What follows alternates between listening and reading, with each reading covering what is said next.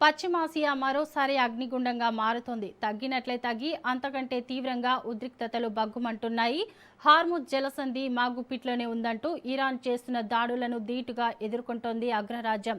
ఇప్పుడు ఏకంగా టెహ్రాన్ విద్యుత్ వ్యవస్థని టార్గెట్ చేయాలని అమెరికా వ్యూహరచన చేస్తోంది. పవర్ ప్లాంట్లు, రిఫైనరీలపై భీకర దాడులు చేసి ఇరాన్ను కోలుకోలేని దెబ్బతీయాలని భావిస్తోంది. ఇజ్రాయెల్ కూడా జత కలవచ్చని వార్తలు వినిపిస్తున్నాయి.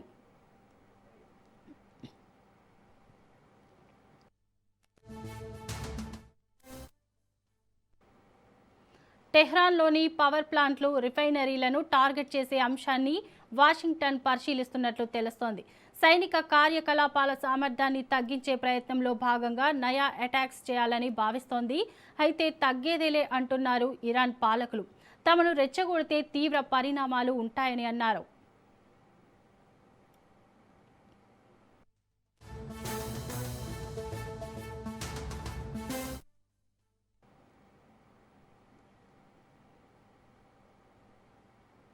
ట్రంప్ కఠిన వైఖరినే ప్రకటించారని, రానున్న రోజుల్లో ఇరాన్కు కష్టాలు తప్పవంటున్నారు వైట్ హౌస్ పెద్దలు.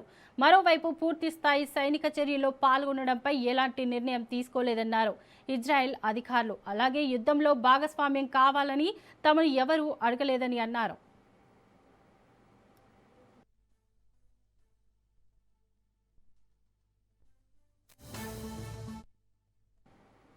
మొత్తానికి పశ్చిమాసియాలో యుద్ధం ముదురుతోంది. ఇప్పటికే గల్ఫ్ దేశాలు గజగజ వణికిపోతున్నాయి.